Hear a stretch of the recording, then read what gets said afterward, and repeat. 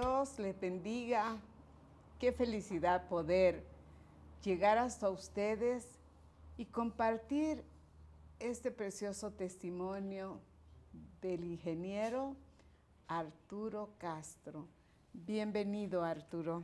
Gracias, Dorita, y es un placer para mí estar en este programa y gracias a todos los que nos escuchan y estar con nosotros y esperemos que esta palabra sea de mucha bendición. Bueno, comencemos hablando de tu niñez. ¿Quieres compartir alguna anécdota? Sí, pues bueno, yo ya tengo 30 años, así que mi niñez fue hace bastante, pero yo no recuerdo muchas cosas de mi niñez, pero algo que sí recuerdo es de que yo siempre pasaba aquí en la iglesia. Yo comencé a estar aquí en la iglesia Josué de 7, 6 años y me acuerdo que siempre estaba haciendo dramas, siempre estaba haciendo canciones, siempre estaba yendo a evangelizar y cosas así. Yo creo que ese es el recuerdo más grande que yo tengo y que hasta la fecha todavía me ha marcado, que siempre estaba sirviendo aquí en la iglesia. Qué lindo. Mira cómo se cumple en ti la palabra de Dios, es eficaz cuando al niño se le instruye desde la niñez. Sí.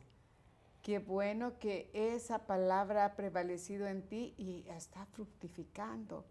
Y desde temprana edad empezaste a fructificar porque me dices que salías a evangelizar.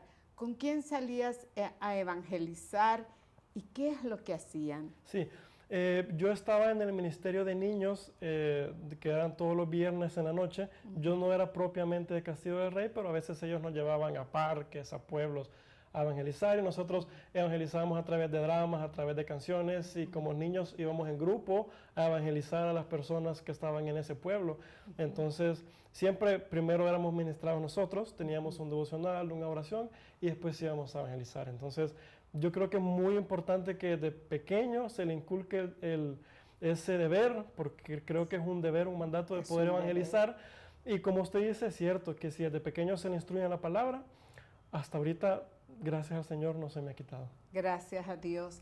Y aprovechamos la oportunidad para felicitar al fundador de Castillo del Rey aquí en El Salvador, el hermano Triplet, Donald Triplet, con su esposa, que hizo una labor muy grande, llegando a la niñez y a la juventud de este país. Que Dios los bendiga a ellos y a su familia. Muy bien. ¿Y cuál fue tu experiencia al recibir a Cristo? Pues yo tengo bien marcado el punto en el que recibí a Cristo. Yo tenía 8 años, ya tenía cerca de 2 años de estar aquí en la iglesia, en la escuela dominical.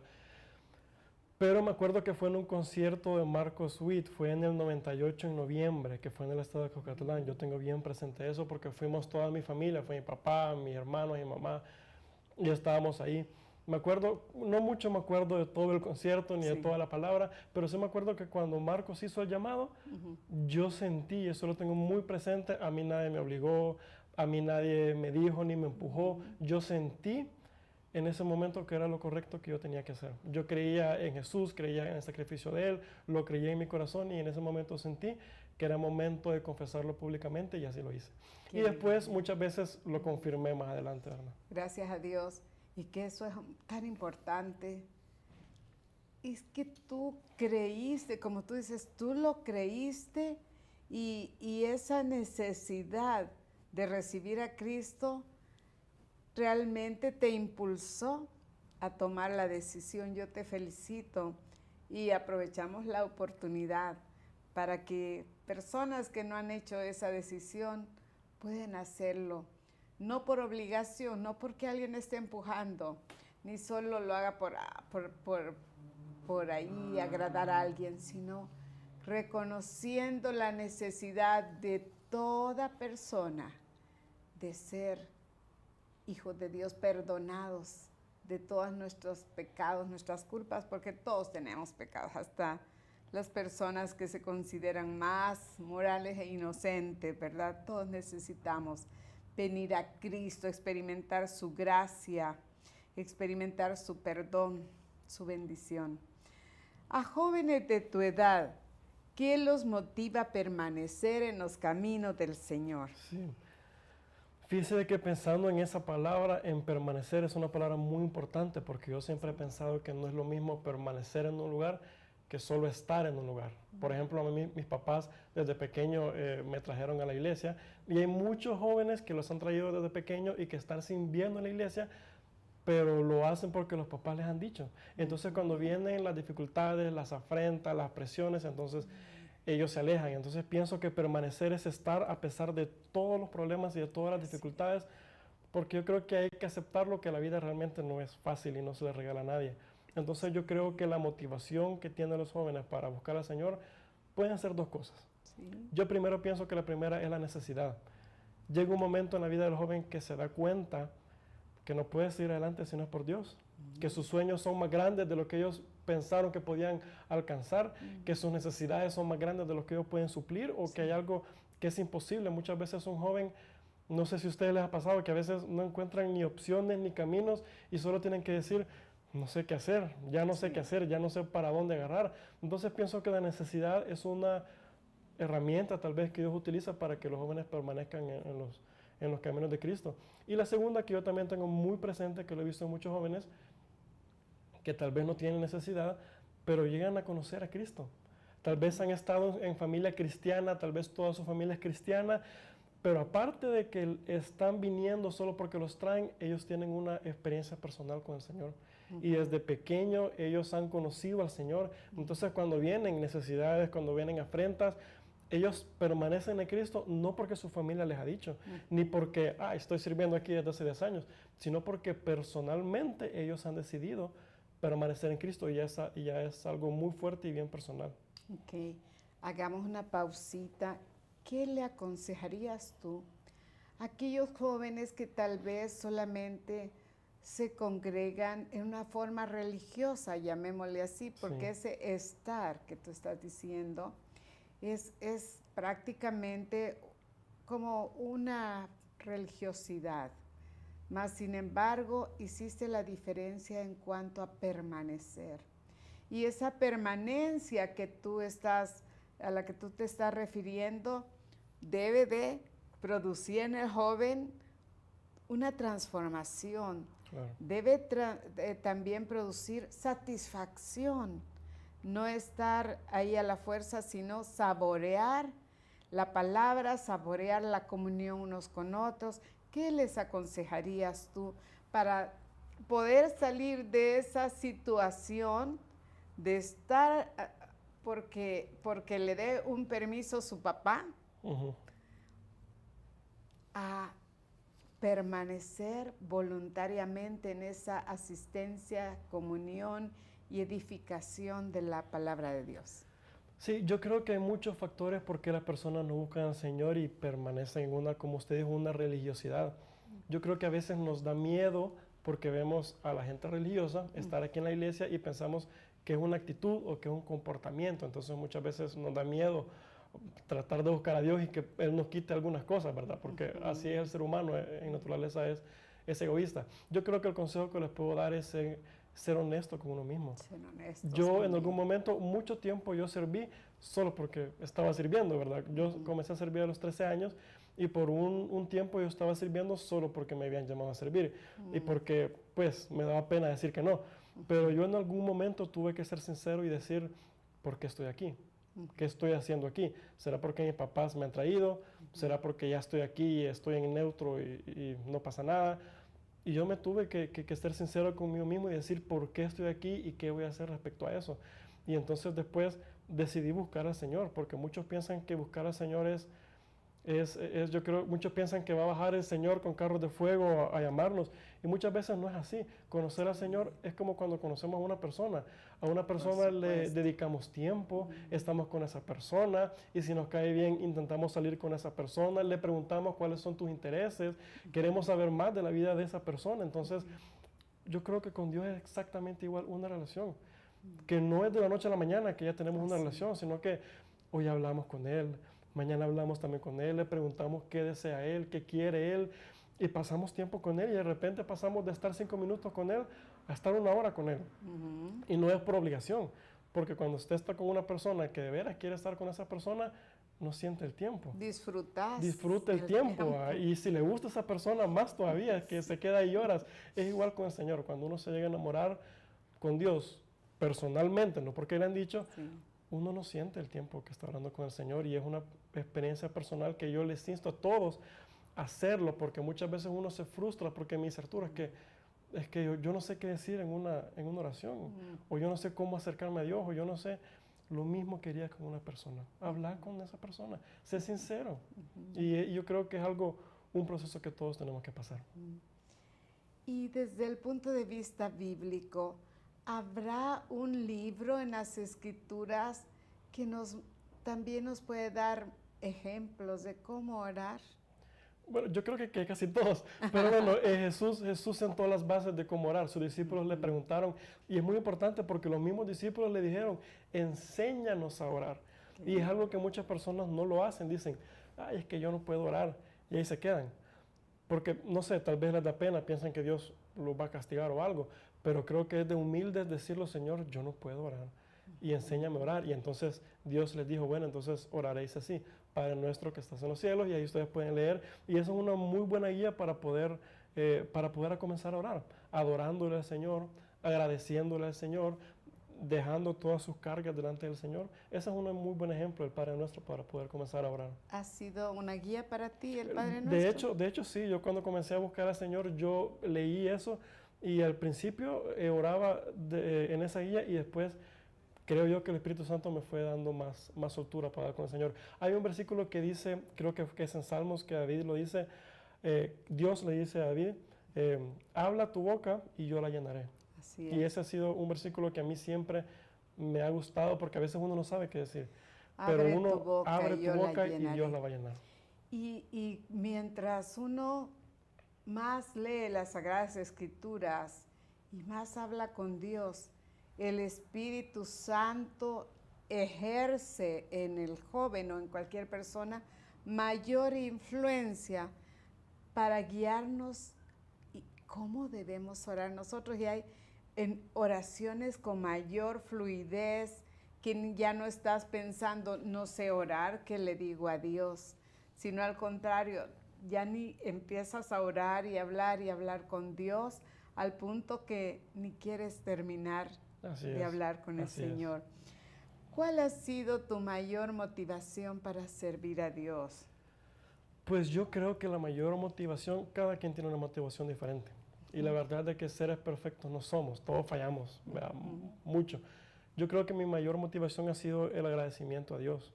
Dios me ha perdonado de cosas que a veces ni uno mismo se puede perdonar, o cosas que ni los demás le pueden perdonar, y es bien difícil, pero Dios lo ha hecho. Y mire, yo estoy seguro de que Dios no tiene la obligación de cuidarnos, Dios no tiene la obligación de perdonarnos ni de darnos nada. A mí me gustó la prédica que hicieron hace 2 semanas del hablar positivo, porque la gente piensa que si yo doy algo, Dios me tiene que dar algo.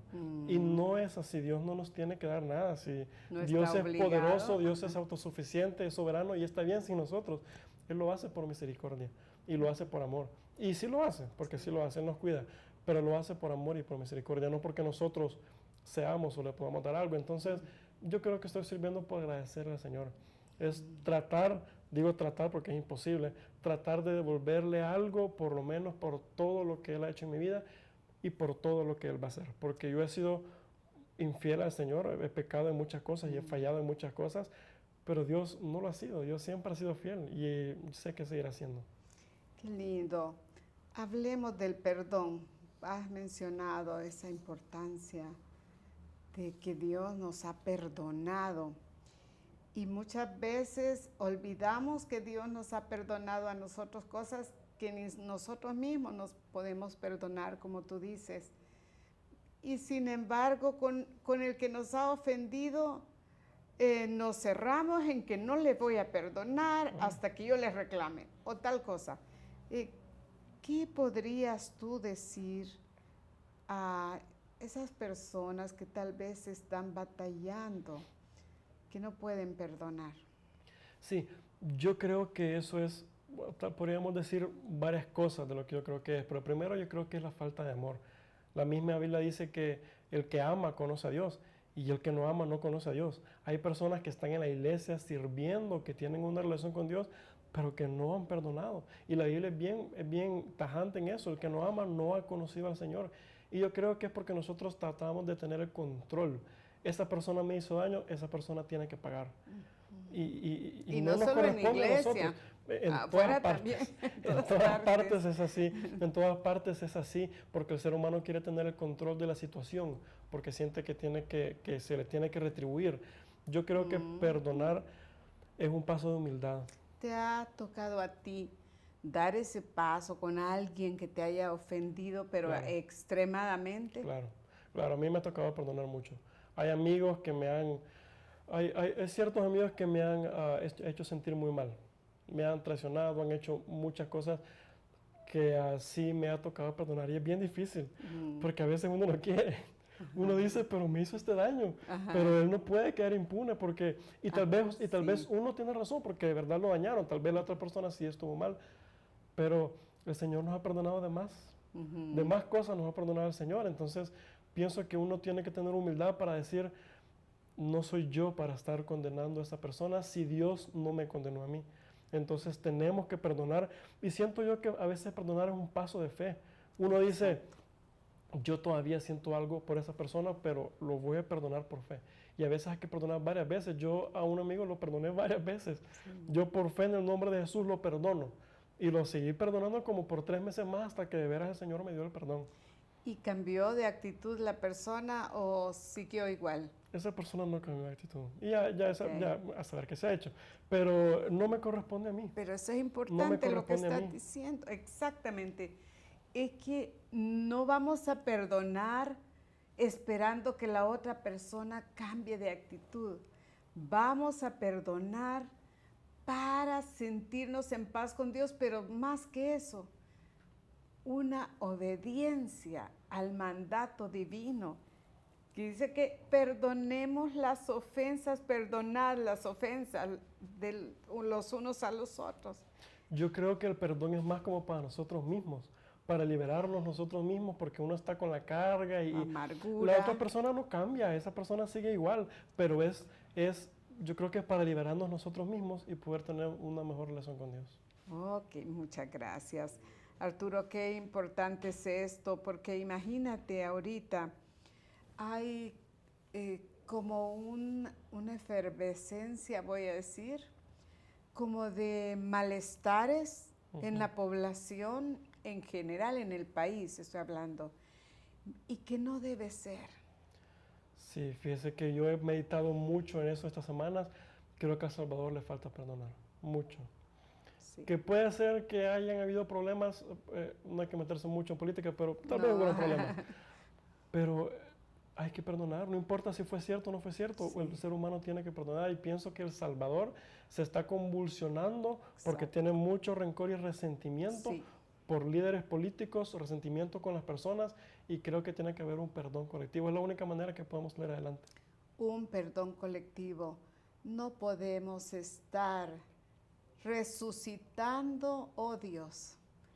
Es porque somos una población herida, independientemente de qué lado esté, si se siente ofendido, si sufrió, si vio en su familia sufrimiento extremo, si perdió familia, en toda la historia de El Salvador, hemos perdido seres muy amados, pero no es tiempo de estar reviviendo rencores ni odios, sino hacer cumplir el mandato divino, hacerlo cumplir en nosotros mismos, de perdonarnos unos a otros como salvadoreños y en cualquier nación que nos estén sintonizando, pues que llegue este mensaje acerca de la necesidad del perdón, así como Dios nos ha perdonado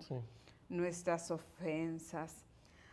Hablemos de tus estudios. ¿Qué obstáculos tuviste que superar y cómo lograste enfrentarlos? Pues en cuanto a mis estudios, creo que no he tenido así obstáculos tan grandes, aunque sí los he tenido algunos. Creo que mi mayor error fue el hecho de comenzar una carrera. en la cual no le había consultado al Señor y en la cual muchas personas me habían dicho que no la tomara, pero aún así yo la quise tomar.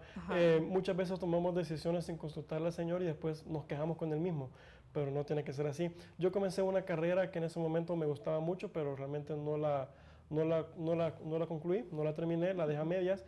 Y yo creo que el obstáculo más grande que en ese momento yo tuve que pasar, aparte de todo el dolor que le causó a mi familia, porque eso es algo inherente, ¿verdad? Sí. Aparte de todo el dolor que le causó a mi familia, porque se perdió mucho, fue el hecho de yo tener que volver a comenzar otra vez. Eso es algo que a muchas personas les da miedo, Sí. porque volver a comenzar otra vez es difícil, pero igual creo que lo tuve que hacer. Y hay un versículo en la Biblia que dice que todo el que ama a Dios le ayuda para bien. Así. Y aunque tal vez no era la voluntad de Dios que pasara todo eso, pero el Señor ha usado todo lo que ha pasado para moldear mi carácter y para moldear otras partes de mi personalidad. Y el tiempo que digamos, estuviste en otra carrera, ¿fue una pérdida académicamente hablando para ti? ¿O cómo lo podrías valorizar? Bueno, yo realmente aprendí mucho en esa carrera porque llegué hasta la mitad, aprendí bastante, pero bueno, se perdió mucho dinero, eso sí, se perdió mucho dinero. Pero yo realmente, tal vez no les va a gustar lo que diga, pero no creo que sea una pérdida total, porque uno aprende de eso. Claro, me hubiera gustado que no hubiera pasado, pero uno aprende mucho de eso. Aprende cosas como la perseverancia, como la humildad, como la disciplina. Aprende mucho y yo creo que Dios le baja los humos a uno con esas cosas. Entonces, no creo que haya sido pérdida total. Es decir, no se puede descartar esos años de mi vida porque creo que sí aprendí mucho. Y conocí muchas personas que también me ayudaron en muchos aspectos de mi vida. Todo nos deja lecciones en la vida y grandes lecciones. Así es. No hay que ver todo como una pérdida, como tú dices, porque a veces evaluamos solo las pérdidas en cuanto a tiempo y economía, pero hay grandes lecciones en todo lo que ha sido pérdida en nuestras vidas. Hay también mucho que aprender y le llamaría ganancia. Sí. Muchas veces tenemos que perder para ganar. Y el haber tenido estos cambios, este cambio de carrera, ¿qué te ha ayudado a ti? ¿En qué te ha ayudado ahora ese cambio de carrera y que ya estás por graduar? Por graduarme, sí. Bueno, yo me cambié a Ingeniería en Ciencias de la Computación. Eso me ayudó bastante porque ya estaba trabajando aquí en la iglesia cuando yo comencé la carrera, ya hace 5 años, ya rápido pasa el tiempo.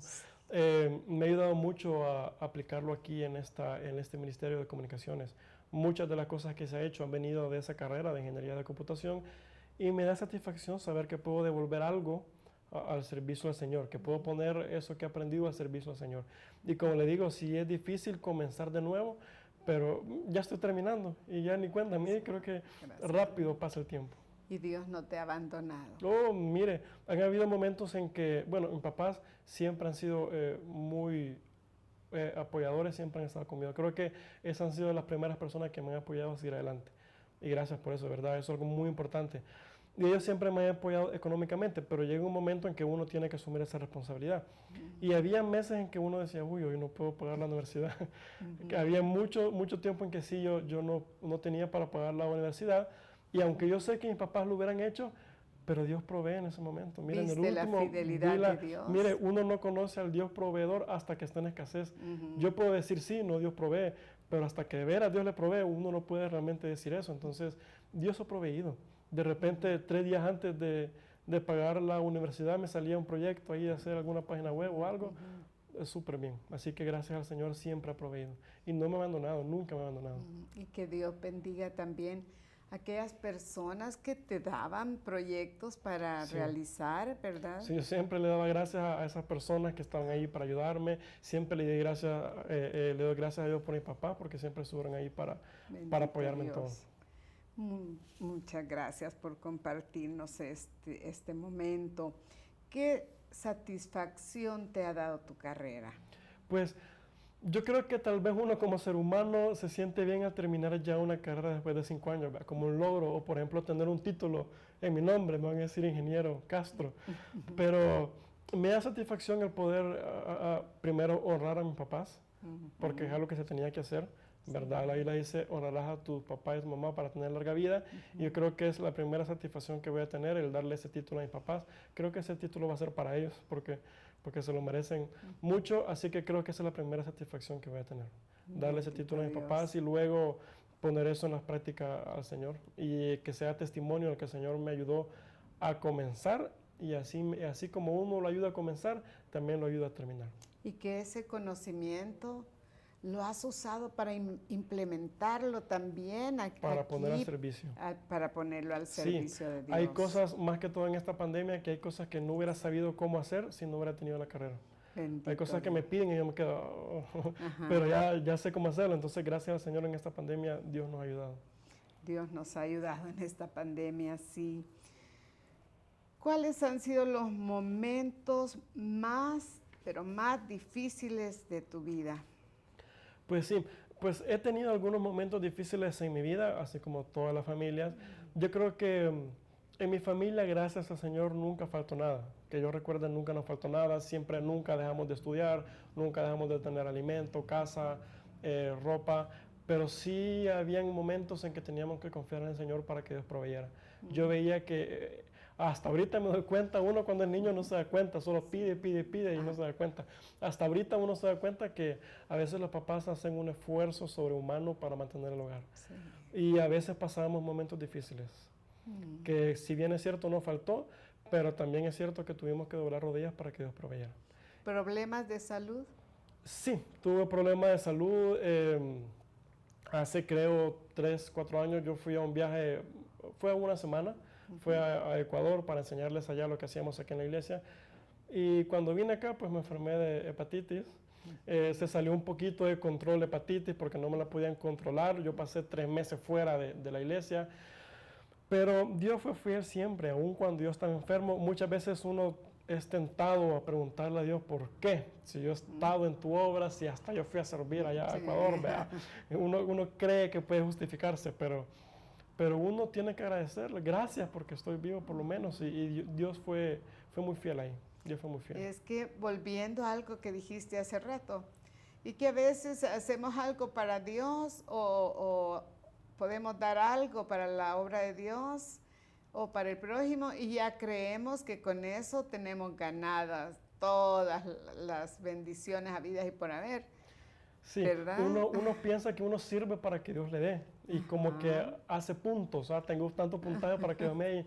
No es así, uno sirve por gratitud, por agradecimiento y si Dios en su infinita bondad y misericordia quiere bendecirlo, entonces va a venir de Él. Ok, y ¿podrías darle a los jóvenes que están viviendo una situación familiar difícil en la economía o en la salud? ¿Qué le dirías? Sí, pues ahorita es algo muy común, ¿verdad? En la pandemia, estar la familia, yo he visto, en las vigilias, se ve la lista de oraciones y oraciones. Es bien difícil estar leyendo las oraciones que están enfermos, que necesitan provisión para el hogar. A veces uno como joven no tiene las herramientas para ayudar a la familia. Y a veces uno quisiera ayudarlo, pero a veces, ¿de dónde saca? No puede. Yo creo que la mejor opción es doblar rodillas y dejar todo en las manos del Señor. Porque hay cosas, el ser humano tiene que aceptar que hay cosas en las que no tiene el control.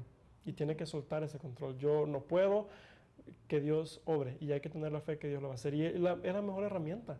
Orar es lo mejor que uno puede hacer. Ya sea en la salud, ya sea en la economía o en la pérdida de una persona, creo que Dios es fiel para estar con nosotros. Amén. Dios es fiel, así es. Qué lindo es poder depositar la confianza en el Señor. Y dice la Escritura que bienaventurado es el hombre que en Dios pone su confianza. Y por supuesto, no nos vamos a cruzar de brazos, vamos a orar. Pero si está buscando trabajo, pues a poner solicitudes, sí, claro. En fin, ¿verdad? Confiando en Dios y en esa fe hemos de ser guiados también por el Espíritu Santo de cómo resolver nuestras situaciones. ¿En qué forma tus padres han ejercido influencia en tu vida cristiana? Pues, de hecho, creo que mis papás fueron los primeros que hicieron influencia en mi vida cristiana porque de pequeños yo lo vi predicando la palabra de Dios. Ellos tenían un grupo de adultos, siempre iban a predicar y siempre nos llevaban a nosotros al grupo, a veces nos ponían a nosotros a cuidar a los niños. Yo creo que esa fue la primera influencia que tuve. Ellos siempre creo que ellos perseveraron más que uno en que buscar a Dios. Yo me acuerdo, uno no se da cuenta cuando es pequeño los esfuerzos que hacen los papás, pero yo tengo algo bien grabado.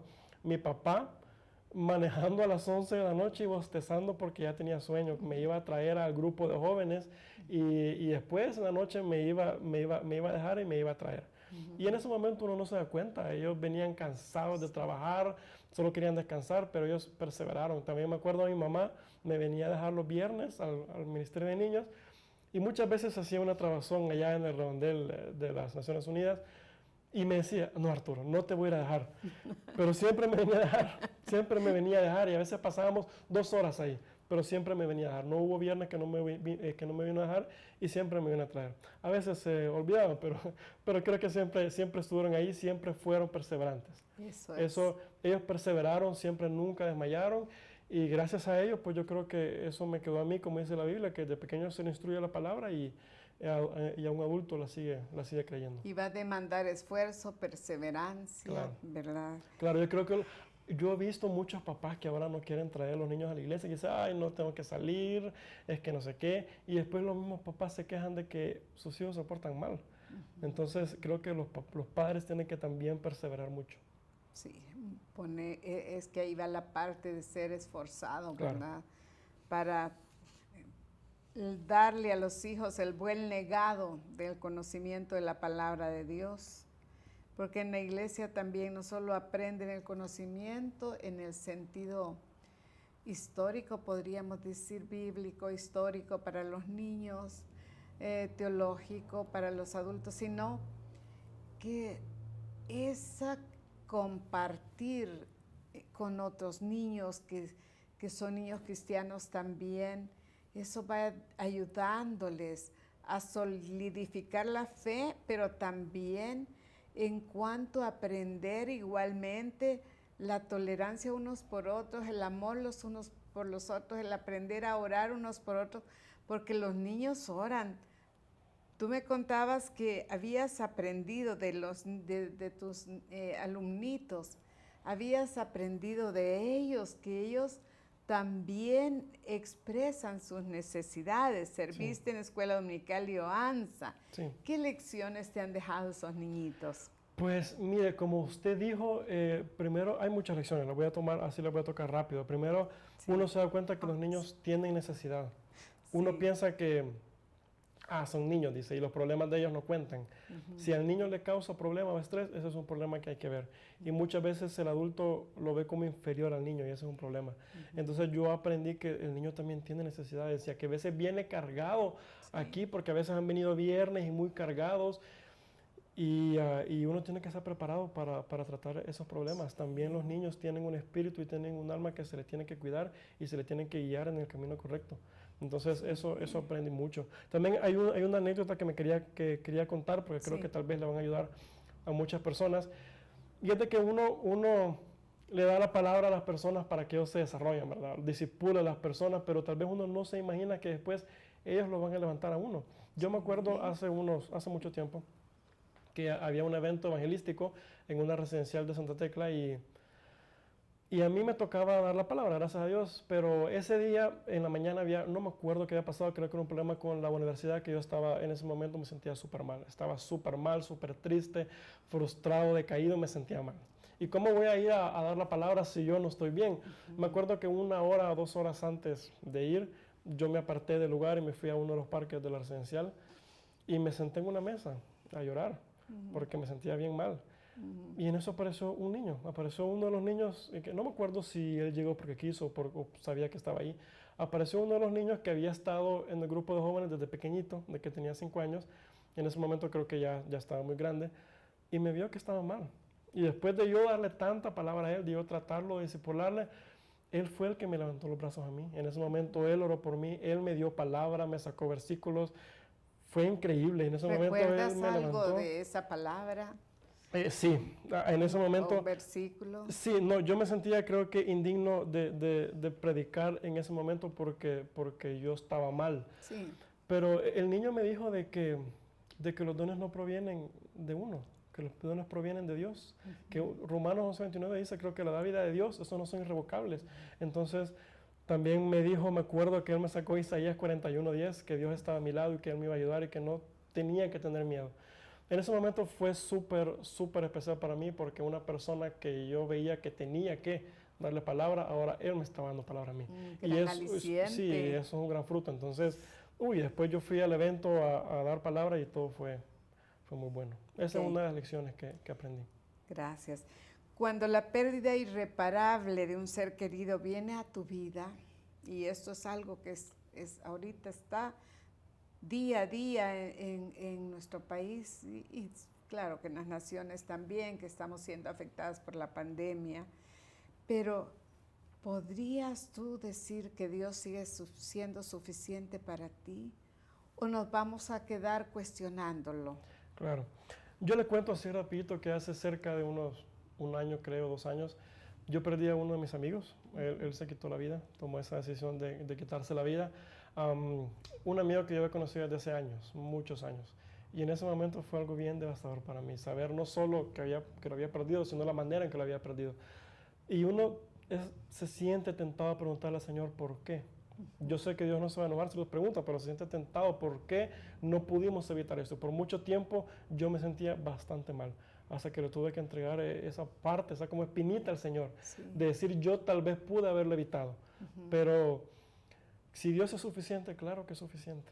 No hay circunstancia, no hay problema tan alto, no hay nada, que haga que Dios no sea suficiente. Y es por eso mi versículo lema es ese: bástate mi gracia. Tienes suficiente con mi gracia, porque en tu debilidad ese poder se va a perfeccionar. Y a pesar de que yo estaba muy mal por la pérdida de mi amigo, es ahí donde yo pude ver el consuelo del Señor. Y hace un día, ayer en la mañana, me avisaron de que una de las niñas del grupo de jóvenes también falleció ayer. Y después de muchos años de estar luchando, eso sí me puso también muy mal, muy mal. ¿Y ella estaba enferma? Sí, ya ¿Sufría depresiones? Sí, ella ya tenía una enfermedad. Ella tenía una enfermedad, había luchado ya cerca de 15 años con esa enfermedad, pero gracias a Dios es cristiana. Se congregaba en la iglesia, así que gracias al Señor ella está preparada. muy bien. Ella está muy bien, pero son en esos momentos que uno dice, ¿qué pasó aquí, verdad? Sí. Y es muy difícil tal vez perder a una mamá o un papá o a un hermano, ni me lo imagino yo, y no me lo quiero imaginar. Sí. Pero creo que en esos momentos uno hay que pedirle y tener fe para buscar al Señor. Sí. Y decirle, Señor, estoy herido, estoy lastimado, pero ayúdame para salir adelante. Y sí, estoy confiado de que Dios es suficiente, Dorita. Estoy 100% confiado de que Dios es suficiente. Gracias. ¿Y qué hacer? Cerremos aquí casi ya con esto, pero ¿qué hacer en el momento que estás cuestionando a Dios? Porque ¿tiene Dios la culpa de que alguien se suicide? Claro que no. Dios nunca va a tener la culpa de eso. Somos los seres humanos que en nuestro pecado y en nuestras decisiones tomamos decisiones malas. El ser humano siempre busca a quien echarle la culpa. Y la Biblia dice que nuestros pensamientos no son como los pensamientos de Dios y que nuestros caminos no son como los caminos de Dios. Nosotros no podemos entender al Señor. Somos simples humanos de carne y hueso que ni en una vida eterna podríamos comprender el poder y la soberanía que tiene el Señor. Entonces, yo creo que uno tiene que ser sincero con el Señor. Dios, siento que tú tienes la culpa y sé que está mal. Necesito Espíritu Santo que me redarguya, porque yo no puedo cambiar mis sentimientos y mis emociones. Uno tiene que reconocer a veces que mire, hasta para eso necesitamos a Dios, hasta para buscar a Dios necesitamos a Dios, hasta para eso nos servimos. Sí. Es de humilde decir, yo no puedo, Señor. Ni siquiera puedo tratar de buscarte porque me siento enojado. Quítame este enojo. Sí, y que nos dé asistencia el Espíritu Santo para que reconozcamos que hemos ofendido a Dios. Es que es una gran ofensa para Dios el que lo estemos culpando de algo que Él no tiene culpa. Porque nosotros, toda persona, tenemos una capacidad para razonar, para reflexionar y para decidir. Dios respeta todo eso en nosotros. Así es que ya no culpe a Dios. de nada. No culpe a Dios si un ser querido ha tomado esa decisión y usted no lo pudo evitar. Ni culpe a Dios, ni se culpe a usted, sino sencillamente busque ahora la asistencia divina para superar esta etapa de culpabilidad. Perdónese a sí mismo si cree que pudo darle más tiempo a la persona y no lo hizo. Perdónese a sí mismo y deje que Dios ponga en su corazón ese bálsamo. Al final de todos los tiempos, quien juzgará a esa persona y a nosotros es Dios. No sabemos que realmente en el momento de agonía no sabemos qué es lo que la persona pudo, si realmente pudo allí arrepentirse. Por lo tanto, no se culpe más. Tome aliento en Dios, consuelo en Dios, y tenemos que seguir enmendando lo que no hemos hecho bien y sobre todo ese alejamiento de Dios que no sea más en nuestras vidas. Segunda de Corintios 12, 9 es el texto lema de Arturo y es tan precioso. Dice aquí la escritura, y desde antes, usted puede leerlo desde el contexto. Mire qué lindo, el contexto de este versículo en el 12:1 está hablando aquí el apóstol Pablo en cuanto a la necesidad que tenemos de no gloriarnos, de no jactarnos. Cuando le estamos cuestionando a Dios es que estamos como envaneciéndonos nosotros y le estamos haciendo pataletas a Dios. Es como que si nos estuviéramos gloriando. En este caso, él está hablando de la jactancia, de sus logros, que no debemos jactarnos y que así podemos parafrasearlo, que él dice que todo aquello de lo que se puede gloriar, mejor lo va a dejar para sí mismo y no lo va a andar publicando, no se va a andar envaneciendo. Por eso llega al punto que decía Arturito, y me ha dicho, bástate mi gracia, porque mi poder se perfecciona en la debilidad. Dios quiere ayudarte. Dios quiere ayudar a los jóvenes en cualquier debilidad que estén enfrentando, así como nosotros los padres. Dios quiere ayudarte a ti, madre, a ti, papá, y quieres fortalecer tu alma. Mientras llega ese cambio en tu hijo, Dios quiere sostenerte a ti. Acude a la gracia divina, porque eso nos bastará hasta ver la respuesta. Voy a pedirle a Arturo que nos despida en oración. Él va a orar en este momento. Ok, vamos a orar ahorita. Gracias, Padre Celestial, porque nos das la oportunidad de estar acá reunidos en tu nombre. Gracias por todas las personas que nos están escuchando en este momento, porque tú las has traído para que escuchen tu palabra y que sepas que tú eres Dios todopoderoso y aparte de poderoso eres Dios soberano y lleno de amor. Gracias por tu cuidado, gracias por tu misericordia, Padre. Yo te pido por las personas que nos escuchan en este momento, Padre, las entregamos en tus manos, las cubrimos con la sangre de Cristo y te pido que seas tú tocando sus corazones, trayendo paz en esa necesidad que es escasez, en esa necesidad que han perdido a un ser querido, que no saben qué hacer. Yo te pido, Padre Celestial, que seas tú con ellos, como dice Isaías, que tú estarás a nuestro lado y que no vamos a tener miedo. Padre, te pido por favor que seas tú guardándonos, protegiéndonos y que en momentos que ya no veamos qué camino tomar, que podamos mirar para arriba y doblar nuestras rodillas. En el nombre de Jesús. Amén. Amén. Que nos baste la gracia de Dios y continuaremos en el próximo programa. Que Dios los bendiga. Muchas gracias. Gracias.